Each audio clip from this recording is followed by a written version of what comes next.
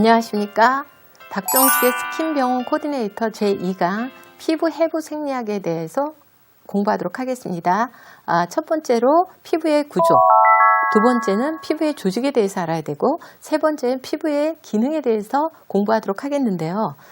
지난 시간에 공부했던 스킨병원 코디네이터 과정에서 여러분들한테 많은 거를 주기 위해서 제가 말이 되게 빨라요.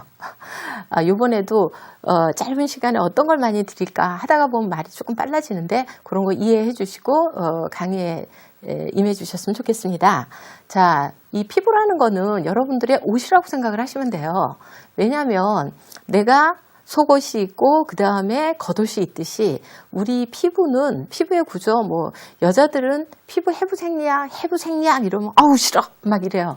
그런데 그게 아니라 점점 내 피부가 왜 이럴까 이런 거를 알아나가다 보면 너무 재미있는 게 해부 생리학이라고 생각을 하시면 돼요. 자, 지금부터 여러분들이 자기가 입고 있는 옷에 대해서 조금 알아보도록 하죠. 그죠? 제일 겉옷을 우리는 뭐라고 얘기하냐면 표피라고 해요. 표피라고 얘기하고, 그 다음에 두 번째 중간에 우리가 입는 옷, 제가 겉옷이 표피라고 얘기하면 이 속옷이 뭐라고 생각하면 되냐면 진피라고 생각을 하시면 되고, 그 다음에 더 속옷, 그것을 우리는 뭐라고 얘기한다? 피하 지방이라고 얘기를 한다. 그래서 세 단계로 나눠져 있어요. 그런데 자, 우리가 이렇게 피부를 늘 입고 다니고 늘 가지고 다니는데 여기에 대해서 너무 많은 게 궁금하죠. 그죠? 그래서 피부의 두께는 2mm 정도밖에 안 돼요. 이 전체 두께가. 그런데 거기에 이제 내가 살을 얼마나 찌웠느냐에 따라서 피하 지방 조직이 두꺼워질 수도 있고, 그 다음에 내가 각질 정리를 얼마나 안 했느냐에 따라서 피부가 거칠고 그 다음에 각질층이 두꺼울 수가 있어요. 그 다음에 제일 중요한 건 두꺼워야 될 때는 어디냐면 진피예요. 그죠? 그거를 우리가 제일 표피의 제일 겉면에 있다 해서 에피더미스라고 얘기하고, 그래서 진피는 진짜 피부다 이렇게 얘기해요. 더미스라고 얘기하고, 하이퍼더미스 그 밑에 있다 이렇게 해서 하이퍼더미스라고 표현을 해요. 자, 이렇게 하는데 이 피부를 하나하나 절단을 해갖고 쫙 펴보면 얼만큼이 되냐면 1.6에서 2.0 평방메타라고 생각을 하시면 돼요.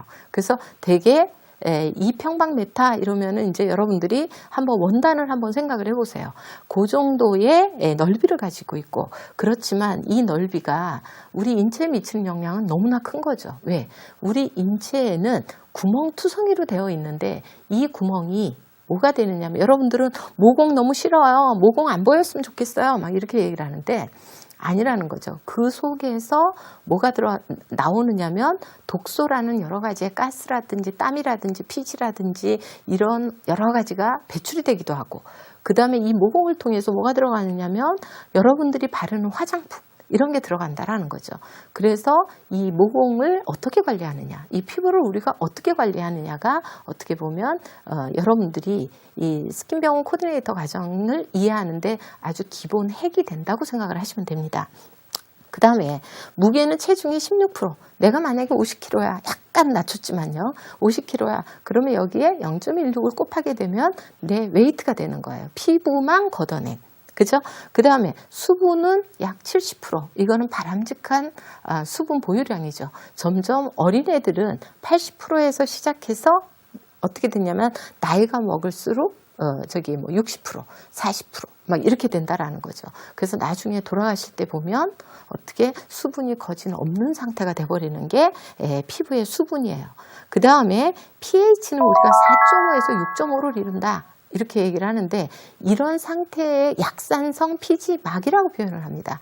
이 약산성 피지막이라 해야지만 뭐가 되느냐면 미생물 번식을 하지 않게 되고, 또 뭐가 돼요?